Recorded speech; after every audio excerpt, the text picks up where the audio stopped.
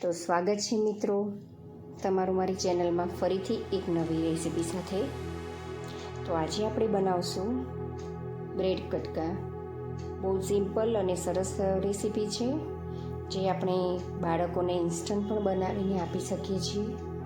તો એના માટેના ઇન્ગ્રેડિયન્ટ બતાવી દઈશ તમને. આ છે બ્રેડના નાના નાના ટુકડા કરી લીધા છે મેં.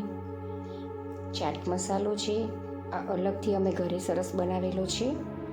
મસાલા સિંગ, લસણની ચટણી, નાયલોન સેવ, ખજૂર આંબલીની ખાટી મીઠી ચટણી, આ રાજકોટની પ્રખ્યાત ખાટી ચટણી અને થોડીક ધાણાભાજી છે.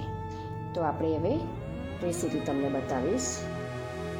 સૌપ્રથમ બ્રેડના ટુકડાને સરસ રીતે આપણે ગોઠવી દીધા છે. તેની ઉપર આપણે ખજૂર આંબલીની ચટણી સર્વ કરશું.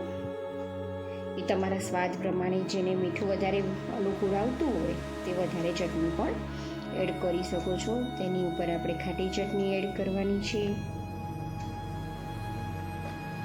એની ઉપર લસણની ચટણી થોડીક સ્પાઇસી રહેશે, તો એ પણ તમે તમારા ટેસ્ટ પ્રમાણે લઈ શકો છો. થોડોક ચાટ મસાલો સ્પ્રિંકલ કરીશું આપણે. એની ઉપર મસાલા સિંગ,